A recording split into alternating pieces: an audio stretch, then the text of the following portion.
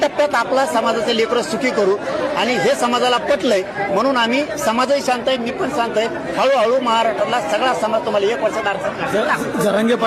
Jarange पाटलांची team आता राजकारणात येणार आहे का पुढच्या काळामध्ये? नाही, तेवढा नाद नाहीये. मला जर असता तर विधानसभेला धुरळा वाजविला असता आम्ही. पण एक गोष्ट खरी आहे, मराठा आरक्षणाच्या विरोधात गेलेला 29ला गेला, 2029ला आता गेला.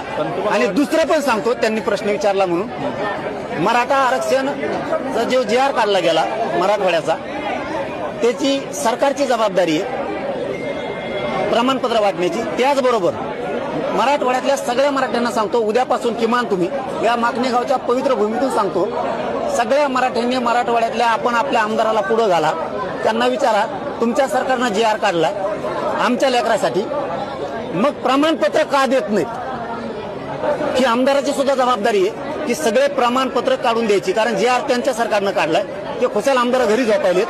मतदानाच्या दिवशी मात्र आमच्या पाटलाचं मतदान लागतं, मराठ्यांचं मतदान लागतं. आज जर जे आर निघाला हैदराबादचा, तर आमदार का म्हणत नाही तहसीलदारला एडीओला प्रमाणपत्र दे, जे आर आम्ही काढलाय, आमच्या सरकारनं काढलाय, गरीब मराठ्याला प्रमाणपत्र द्या मराठवाड्यातल्या.